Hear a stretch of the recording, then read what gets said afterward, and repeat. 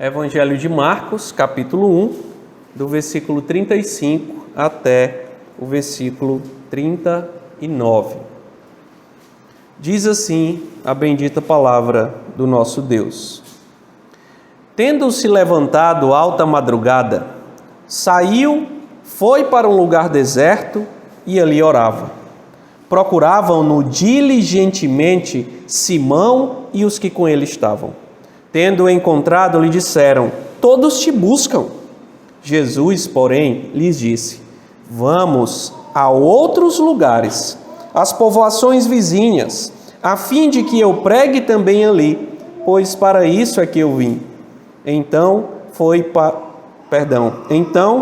por toda a Galiléia, pregando nas sinagogas deles e expelindo os demônios. Amém.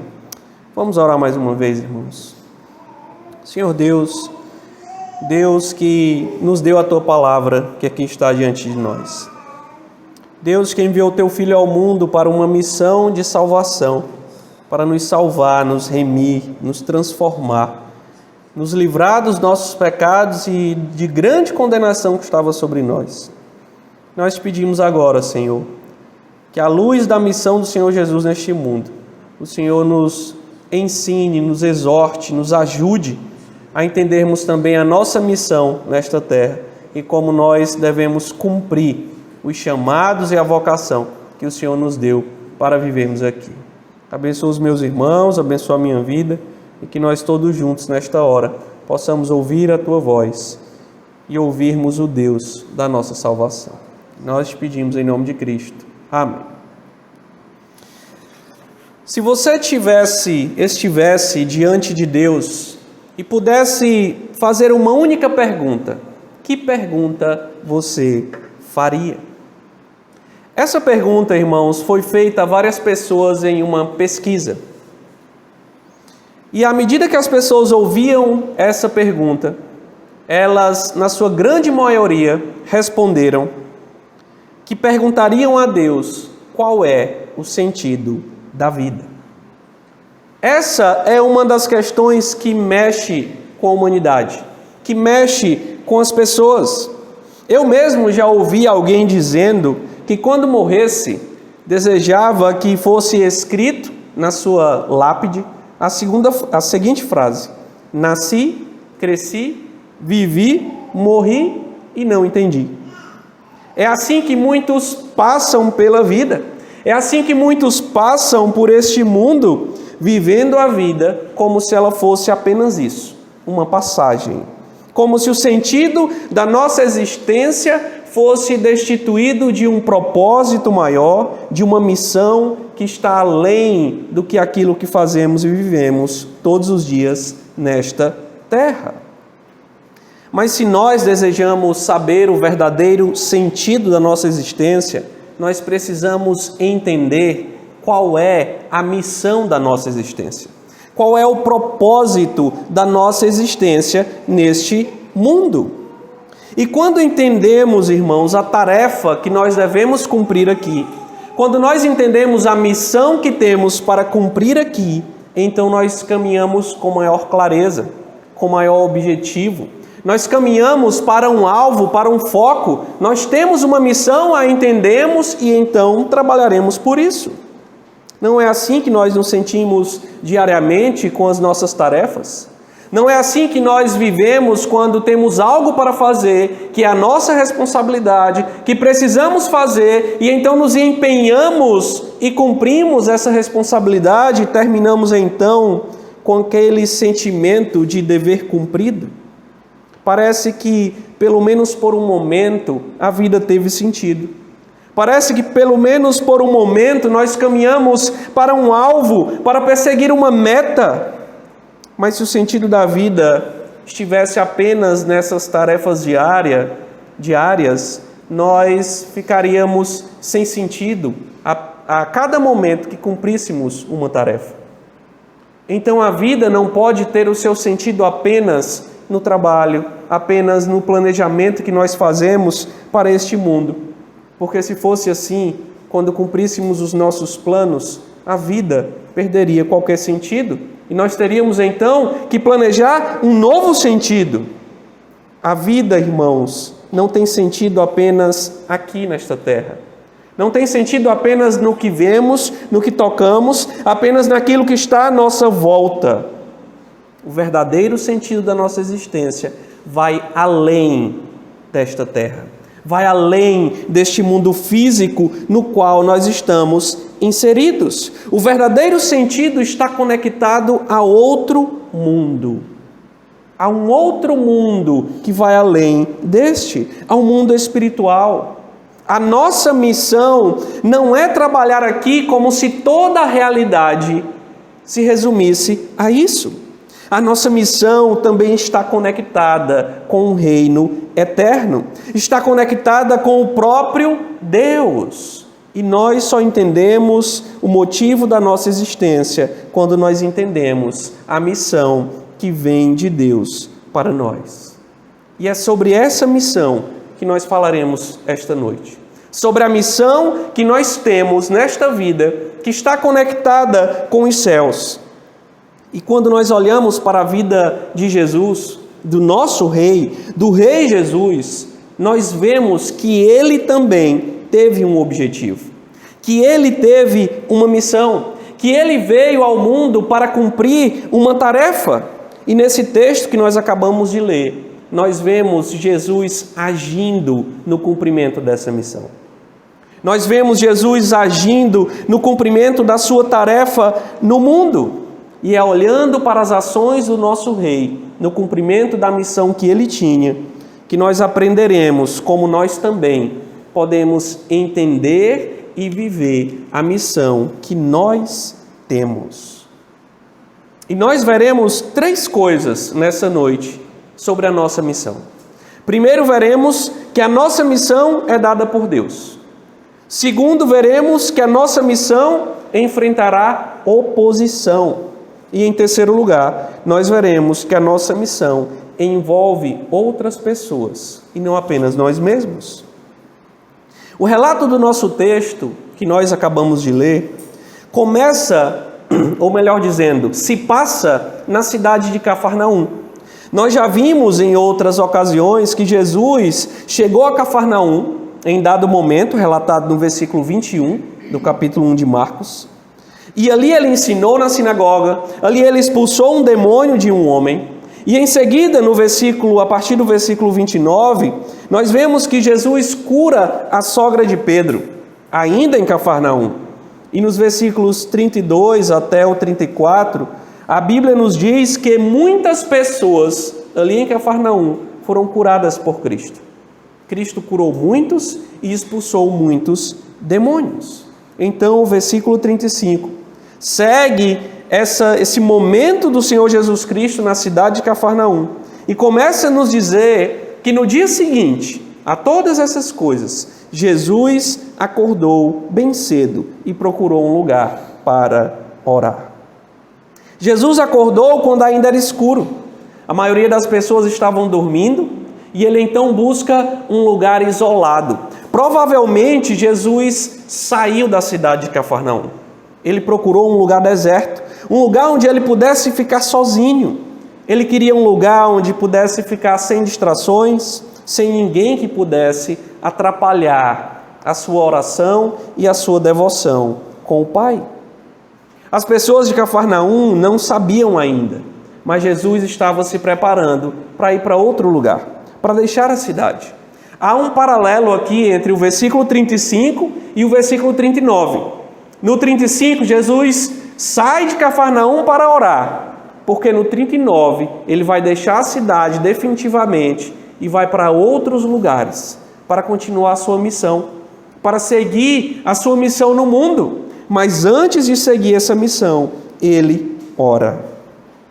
Como nós temos visto até aqui no Evangelho de Marcos, Marcos apresenta Jesus como o Rei divino, como o Rei que chegou no mundo, como o Rei que está agindo no mundo com poder, fazendo curas, expulsando demônios, aquele que tem autoridade sobre todas as coisas. E é esse poder de Jesus que Marcos está relatando. Essa missão que Jesus recebeu de Deus, o Pai, para libertar os homens. Para libertar os homens das doenças, para libertar os homens dos seus pecados, para libertar os homens do mal, das trevas, dos demônios. Jesus está fazendo essa missão no mundo. E por todo o seu ministério, ele cumpre essa missão. Uma missão que lhe foi dada pelo Pai. Como Marcos também nos relata versículos anteriores, quando fala sobre o batismo de Jesus. E o Pai do céu reconhece Jesus como filho. Jesus está aqui cumprindo a missão que o Pai deu para ele. Que Deus, o Pai, entregou ao seu Filho. E Jesus não poderá cumprir a sua missão sem estar conectado com o Pai. É por isso que ele ora. É por isso que ele tira um momento para orar ao Pai, porque o Pai é a fonte da sua missão. O Pai é aquele que o ordenou, que entregou nas mãos do Filho a tarefa que o Filho deveria cumprir. E mesmo diante das maiores dificuldades que ele pudesse enfrentar durante a sua missão, mesmo diante de oposições que ele pudesse enfrentar, mesmo diante de angústias que ele pudesse enfrentar, ele ainda assim cumpriria a sua missão, como no texto que nós lemos aqui durante a liturgia. Quando Jesus, mesmo diante da angústia, disse: meu Pai, se possível, passe de mim este cálice. Todavia, não seja como eu quero, e sim como tu queres. Jesus veio ao mundo cumprir uma missão que o Pai tinha dado a ele. E toda essa missão é cumprida em oração ao Pai, conversando com o Pai, se relacionando com o Pai, porque é na oração que Jesus vai até a fonte, até aquele que entregou a missão que ele possuía. Irmãos, assim como Jesus, todos nós recebemos tarefas da parte de Deus. Tarefas para cumprirmos neste mundo. Todos nós somos vocacionados por Deus para fazermos algo na vida. É assim que Deus ordena o mundo, é assim que Deus ordena as coisas, é assim que Deus ordena quem nós somos. Todos nós temos um chamado de Deus. Talvez você ouça isso com uma certa estranheza. Talvez você tenha ouvido até hoje que quem é chamado é pastor, é missionário. Que um chamado é algo assim extraordinário, é uma voz do céu quando alguém ouve. E que não existe um chamado para todo mundo, mas a realidade bíblica é que todas as pessoas têm um chamado de Deus, têm uma vocação de Deus. É certo que Deus pode nos dar uma vocação extraordinária, de tal maneira que Ele pode nos chamar para fazer algo que a maioria das pessoas não fazem, mas todos nós temos vocações comuns, que são comuns a todos os homens.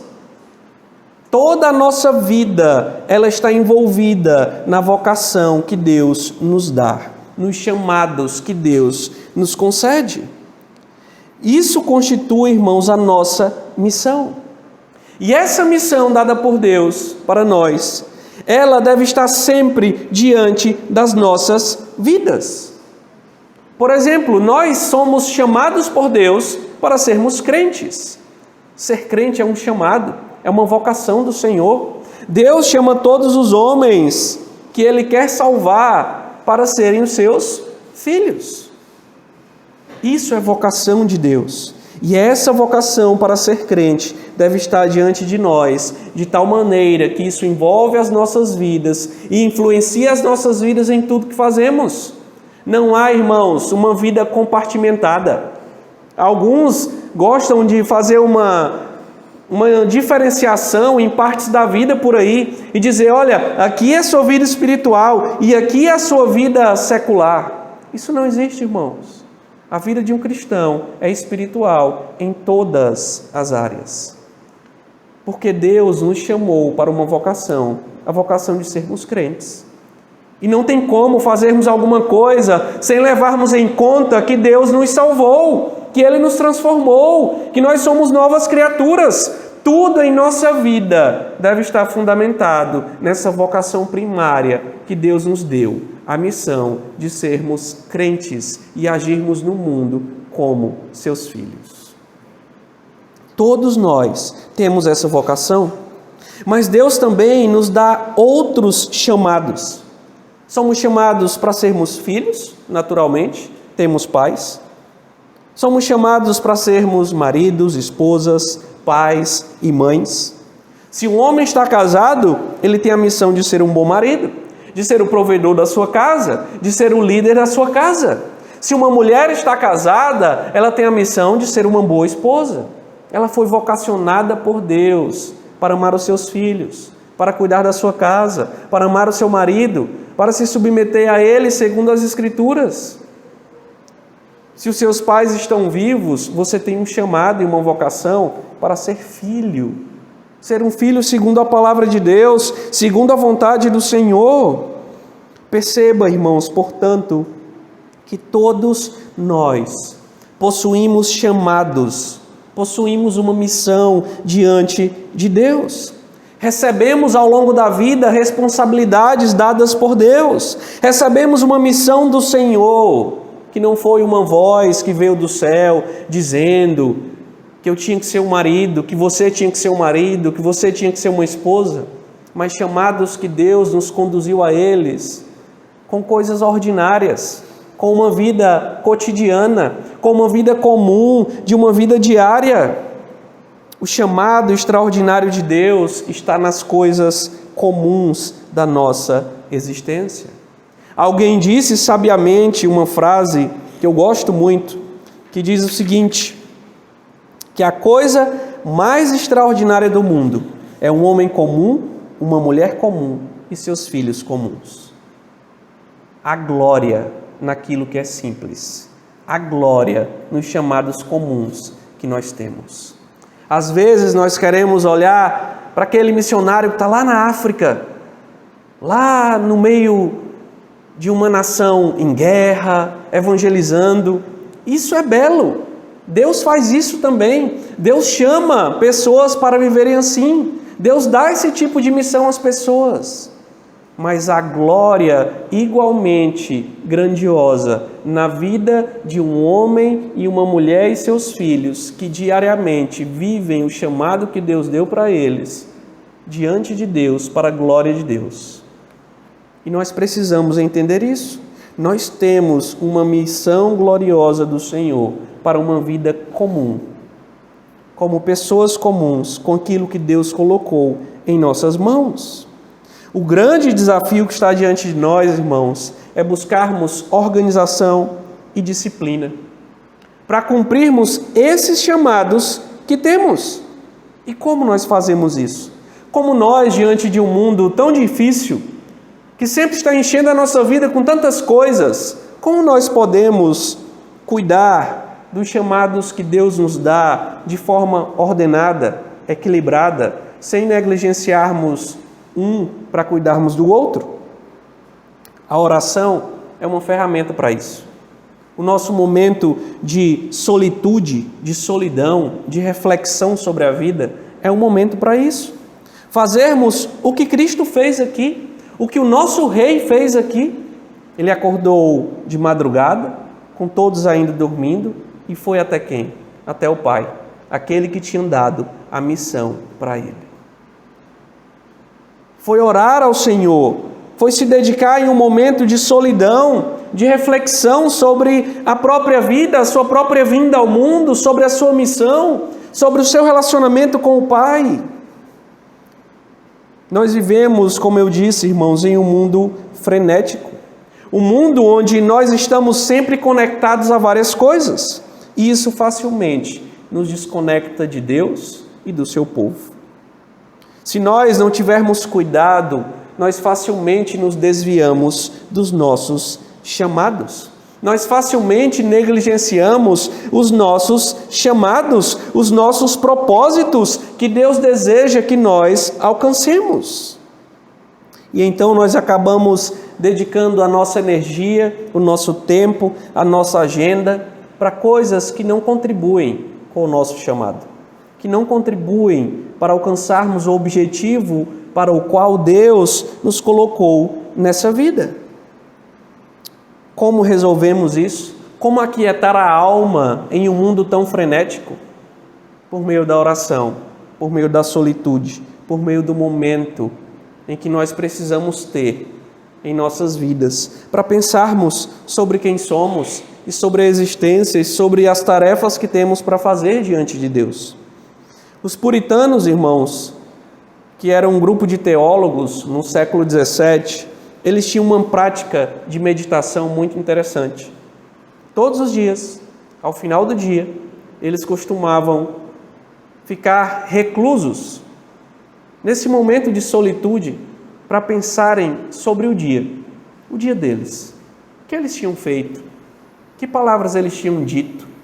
Como eles dedicaram o tempo deles? Como esse tempo foi dividido? O que eles fizeram? Como eles viveram a vida nesse dia que acabou de acabar? Eles pensavam sobre isso.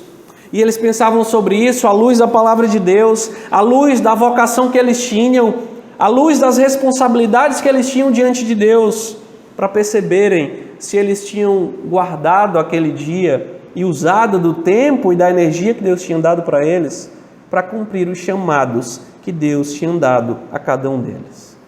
Essa é uma prática sábia, uma prática que nós podemos fazer, uma prática que o próprio Cristo fez em muitos momentos da sua caminhada neste mundo. O momento em que ficamos sozinhos com Deus e pensamos sobre a nossa vida. Nós precisamos de momentos assim. Tirar esse tempo para pensarmos como nós temos vivido. Momentos em que nós vamos perguntar a nós mesmos coisas e orarmos a Deus sobre aquilo que estamos encontrando em nosso próprio coração. São nesses momentos de solidão que nós perguntamos: será que nós estamos cumprindo o chamado que Deus nos deu? As vocações que Deus nos confiou? Será que eu estou sendo um crente como Deus espera? Será que eu estou sendo um pai como Deus espera? Será que eu estou sendo uma mãe, uma esposa, um filho como Deus deseja? Será que eu estou cumprindo as responsabilidades que os meus chamados exigem na minha vida? Ou meu tempo está sendo gasto no ócio?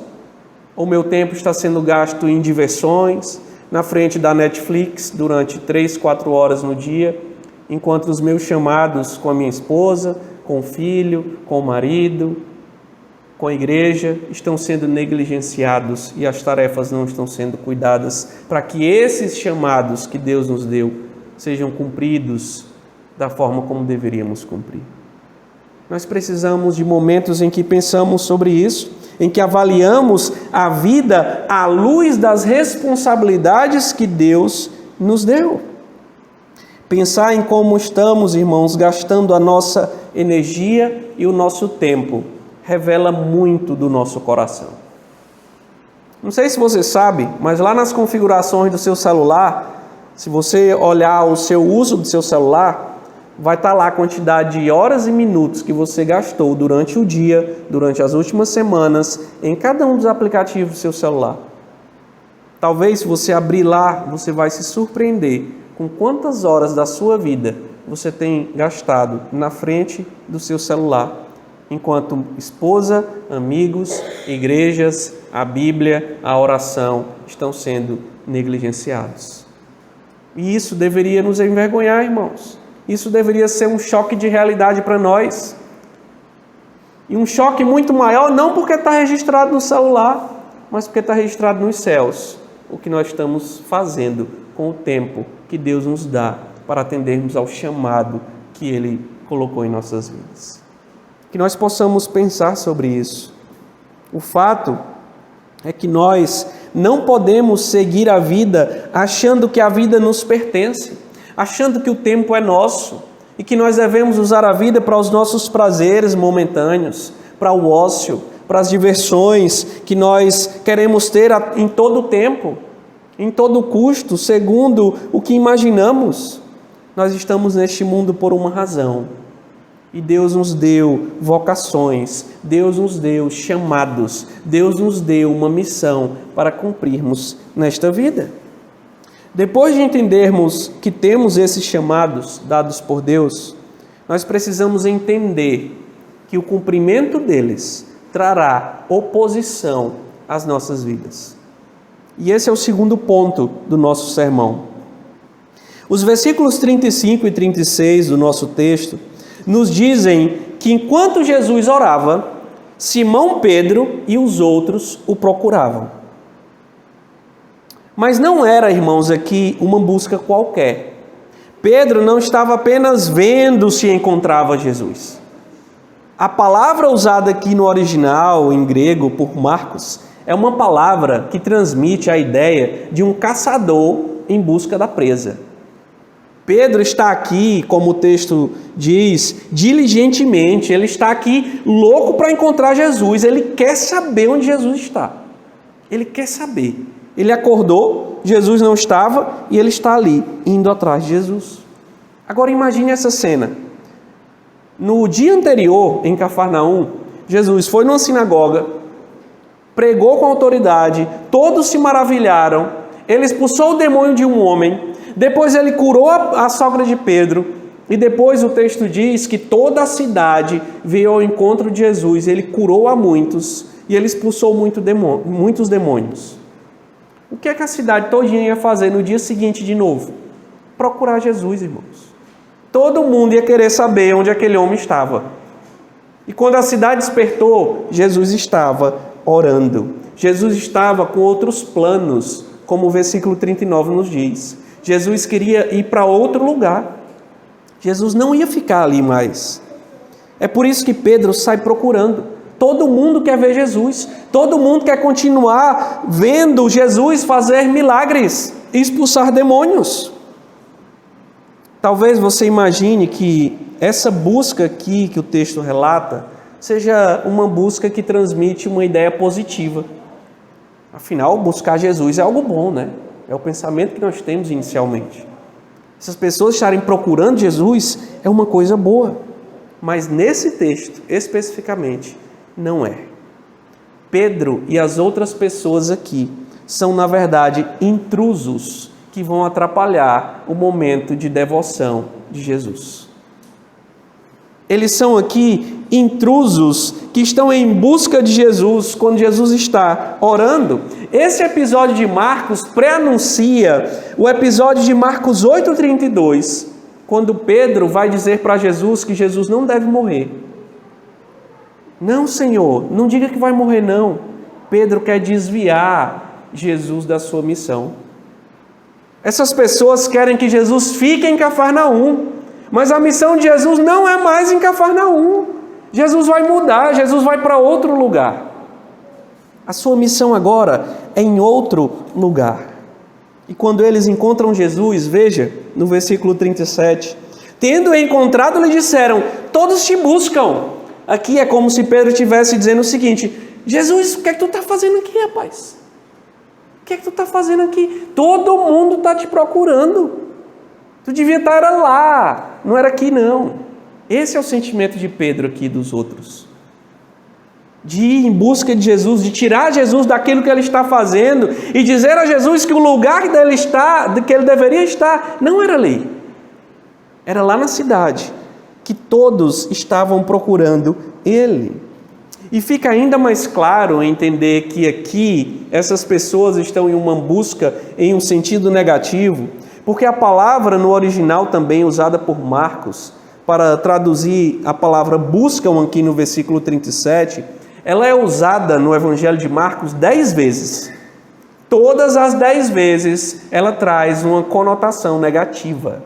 Ela é usada, por exemplo, lá em Marcos 12:12, quando diz que os fariseus procuravam Jesus para prendê-lo. A busca por Jesus no Evangelho de Marcos tem um sentido negativo. As pessoas estão buscando Jesus ou para testar o seu conhecimento, ou para tirar ele da oração, ou para prendê-lo, ou para matá-lo. Todas as 10 vezes que Marcos diz com essa palavra que as pessoas buscavam Jesus como num sentido negativo. Assim, irmãos, a busca realizada por Pedro aqui e os demais não é a busca de quem deseja seguir a Jesus, mas a busca de quem deseja que Jesus os siga. É isso que eles querem. Eles querem que Jesus os siga. Eles foram chamados para seguirem Jesus, mas eles estão ali querendo que Jesus siga eles e volte para a cidade. Eles não querem se submeter a Cristo, eles querem que Cristo se submeta a eles. Eles foram ali com um plano pronto para que Jesus seguisse o plano deles. E as multidões aqui não estão interessadas em servir a Jesus. Elas estão interessadas apenas em um curandeiro famoso. Elas querem ver milagres. Eles querem ver curas. Eles querem ver o poder de Cristo. Eles não estão interessados em servir a Cristo como Senhor. Então perceba que Pedro e essas pessoas que buscam a Jesus estão, na verdade, fazendo oposição a Jesus. Oposição à missão de Cristo no mundo. Mas Jesus está atento a isso. Jesus sabe que isso é uma oposição. Tanto é que veja a resposta que ele dá no versículo 38. O texto traz um contraste. Jesus, por outro lado, fez o quê? Foi com eles? Não. Jesus disse, vamos a outro lugar. Para Cafarnaum, não é a minha missão. E ele diz ainda no versículo 38, pois para isso é que eu vim. Vamos a outro lugar, as povoações vizinhas, a fim de que eu pregue ali também. Jesus está focado em sua missão. Ele está consciente da sua missão. E ele não permitirá ser desviado ou atrapalhado do caminho que ele pretende seguir. Mas há algo aqui, irmãos, que não pode passar despercebido por nós. Quem está fazendo oposição a Jesus não são os fariseus, não é Satanás, não são as autoridades do Império Romano. Quem está sutilmente desviando Jesus do seu caminho são os seus discípulos. São aqueles que estão próximo dele, são aqueles que caminham com ele, são aqueles que o conhecem e que ele também conhece muito bem. A oposição vem de pessoas próximas. Assim como Cristo, irmãos, nós também enfrentamos oposição no cumprimento do nosso chamado. Neste mundo sempre, ouça bem, sempre existirão oposições ao cumprimento do nosso chamado. E nós precisamos ter cuidado para não entendermos de forma diferente, para não romantizarmos a vida e acharmos que nós seremos bons filhos, boas esposas, bons maridos, como se fosse um passo de mágica e como se a vida fosse uma espécie de conto de fadas, onde tudo é muito lindo, tudo brilha sempre e tudo está sempre muito bom. A vida não é assim. A vida de serviço a Deus, de cumprimento dos nossos chamados, irá exigir de nós. Exigirá o nosso suor, o nosso trabalho, a nossa determinação, a nossa disciplina, organização, renúncias a muitas coisas. E nós precisamos entender isso. Nós vivemos em um mundo que não está disposto a trabalhar e sofrer para o cumprimento de missão alguma. Nós estamos em um mundo que não anseia pelo esforço e pela sensação do dever cumprido. Nós estamos em um mundo em que as pessoas querem conforto, depois mais conforto e no final só conforto. É isso que o nosso mundo quer. O desejo de muitos é jogar na Mega Sena, ficar milionário e não trabalhar mais. Não fazer mais nada, não cumprir nenhuma responsabilidade. Viver de lazer em lazer, de diversão em diversão, uma espécie de férias pela vida toda. Férias por toda a eternidade. Essa é a vida boa que muitos imaginam. Uma vida sem chamados, uma vida sem missão, uma vida de ócio. Uma vida de tempo jogado fora. Uma vida onde a única meta é curtir e ser feliz. Assim que muitos veem a vida. E se nós não tivermos cuidado, o nosso coração será infectado com essa visão. Uma visão egoísta, autocentrada, onde nos torna pessoas ensimesmadas, que só olhamos para o nosso próprio umbigo e queremos o nosso desejo a todo custo. E nós, se vivermos assim, estaremos em busca de prazeres momentâneos e abandonaremos as nossas vocações, os nossos chamados, as nossas responsabilidades. Seremos nós como a nossa própria oposição, onde o nosso próprio desejo por uma vida assim se opõe aos chamados que Deus nos deu. E então nós seremos como Pedro e os demais. Aqueles que, em vez de seguirem a Cristo, estavam querendo que Cristo os seguisse. Eles estavam renunciando ao chamado que o próprio Deus fez a eles e desejando que Deus seguisse o chamado que eles tinham para o próprio Deus.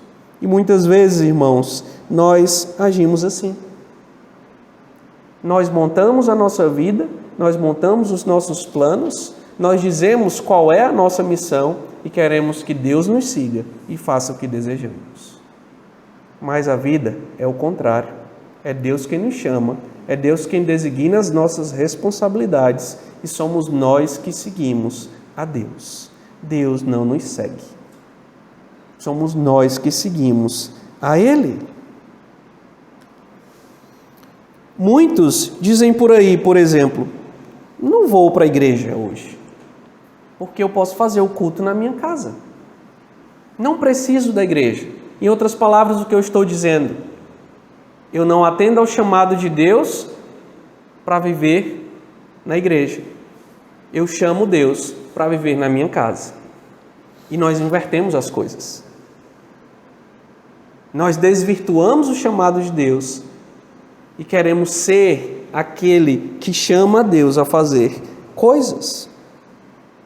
No casamento é do mesmo modo. Os índices dos nossos dias mostram que a quantidade de divórcio no período da pandemia aumentou. Por quê?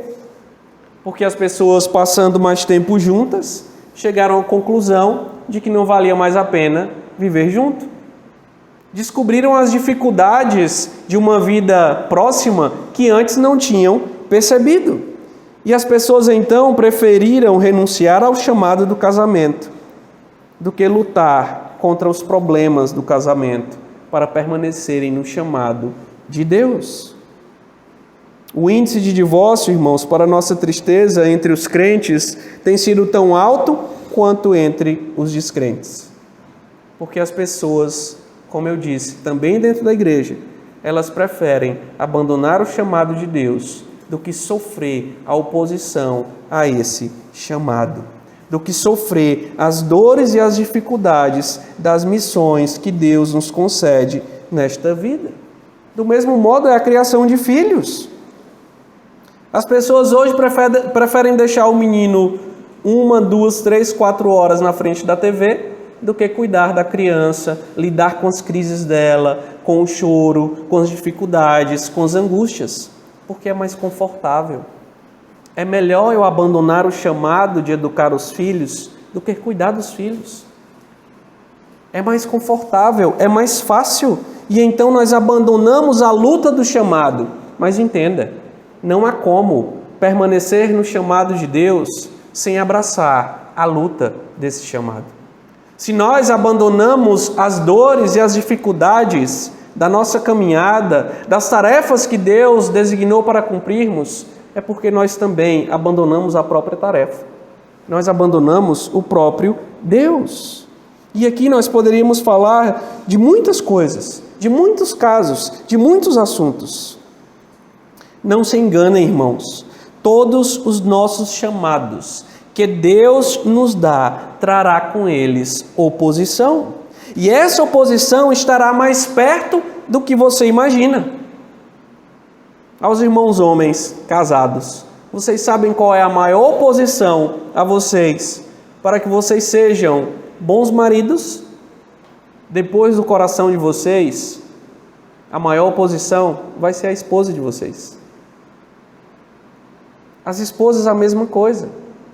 A maior oposição para que uma esposa seja uma boa esposa, depois do coração pecador dela, será o seu próprio marido. E nós sabemos disso. A gente vai lá com todo gosto, querendo agradar a esposa, a gente pisa na bola, a esposa se zanga. E aí, nós vamos abandonar o chamado? E zangar junto? E brigar? Não, é a dor do chamado. É a dor da vocação, é a dor da missão. Não é porque o casamento pode aparecer um problema ou outro, onde um se opõe ao outro, que o casamento deve acabar, que a missão deve ser abandonada. Faz parte da nossa missão as dores, as dificuldades da nossa missão. Essa é a vida, irmãos, no casamento. A gente vive segundo a palavra de Deus, lutando para vivermos felizes, mas o pecado ainda existe. Dificuldades sempre existirão, mas nós não podemos abandonar a nossa vocação. No relacionamento com os filhos, a mesma coisa. Às vezes os pais serão a oposição aos seus próprios filhos, para tirar os seus filhos do caminho de serem bons filhos. Às vezes o pai se excede em uma disciplina, se excede em uma palavra, fala o que não devia, fere os seus filhos. Às vezes os filhos, do mesmo modo, desobedecem os pais. O pai vai lá querendo agradar o filho e o filho fala aquilo que parte a alma do pai no meio. Lá na sua infantilidade, na sua adolescência, trata o pai mal. Vão se abandonar? Vai entrar cada um para um quarto e fingir que nada aconteceu? Não. As dores do chamado e da vocação devem ser enfrentadas. Devem ser tratadas. E a vida deve seguir. É assim, irmãos. É assim em todas as áreas da nossa vida. A oposição não pode jamais nos tornar pessoas egoístas, que abandonam os outros, que abandonam a caminhada, que abandonam aquilo que tem para fazer, só porque foram feridas ou porque sentiram a dor das lutas. As lutas existem, mas não é para que nós desistamos, é para que nós lutemos e vencemos com a força e o poder de Cristo. Por fim, o nosso último ponto, a nossa missão envolve outras pessoas. Por isso que não devemos ter uma vida egoísta quando as lutas vêm. Veja o nosso texto. Jesus poderia muito bem ter dito para Pedro e para os demais ali: olha, vocês fiquem aí, se virem em Cafarnaum, que minha missão não é aqui mais não, eu vou me embora. Não foi isso que Jesus fez. Veja o versículo 38 que Jesus diz: vamos. Ele chama todo mundo. Vamos, aqueles que estavam ali atrapalhando ele, tentando desviar ele da sua missão, trazendo dificuldades sobre ele, Jesus diz: vamos continuar, nós temos que seguir, vamos a outros lugares. Jesus os chama para continuar seguindo a ele. Aquelas pessoas que atrapalhavam, que faziam oposição, aquelas pessoas que abandonavam Jesus não apenas aqui, mas que ele sabia que abandonariam mais tarde, como no texto que lemos, ele em angústia, indo para a cruz, dizendo a eles: orem comigo, e eles dormiam, e eles não se importavam com Cristo. Pedro mais tarde vai negar a Cristo, e Jesus, sabendo de tudo isso, Jesus continua dizendo a eles: vamos, caminhem comigo, vamos comigo. Mesmo que vocês me neguem, mesmo que vocês me abandonem, mesmo que vocês sejam às vezes uma pedra que quer me desviar do caminho, Jesus diz: vamos. Os opositores de Cristo, irmãos, também eram o objeto da sua missão. Essa é a beleza do Evangelho. Essa é a beleza da obra de Cristo. Essa é a beleza da vida cristã. Os chamados que Cristo nos faz está voltado para outras pessoas e não para nós mesmos. Cristo nos chama para uma missão que abençoará a outros. E essas pessoas que são o foco da nossa missão, elas vão nos ferir, como eu acabei de dizer. Você será ferida pelo seu esposo em algum momento. O esposo do mesmo modo, os filhos também. Mas ainda assim, nós fazemos parte da missão uns dos outros. Ainda assim, Deus estabeleceu as coisas dessa maneira. E isso é válido também para a vida da igreja. Nosso chamado para sermos crentes envolve a igreja, envolve pessoas, pastores, todos pecadores, todos quebrados, todos lutando para cumprir sua missão neste mundo, todos em meio a dificuldades, a lágrimas, suor e sangue, todos caminhando. E como se não bastasse a dificuldade, ainda vem um irmão e fere o outro e diz o que não devia. E fala de uma forma que não deveria. E aí, o que faremos? Abandonamos a missão? Não. Isso é a missão. Isso é a vocação. Isso é a caminhada. É caminhar com aqueles que em muitos momentos vão ser a oposição da nossa própria missão, mas eles fazem parte da missão. Eles fazem parte do que Deus designou para as nossas vidas. Assim é a vida, irmãos. E isso nós vemos na vida do próprio Cristo. Jesus é a maior motivação para nós vivermos a nossa vocação nesse mundo em meio a lutas, em meio a frustrações, em meio a dificuldades. Cristo veio para morrer na cruz pelas nossas vidas, para morrer pelos seus opositores. Ele veio para salvar aqueles que estavam querendo desviá-lo do seu propósito. E Ele nos salvou quando não apenas nós éramos os seus opositores, mas quando nós éramos aqueles que eram justamente os culpados pela sua própria morte. Cristo nos salvou porque os nossos pecados foram a causa da sua morte. E essa é a nossa motivação, irmãos, de seguirmos na vida cumprindo os nossos chamados.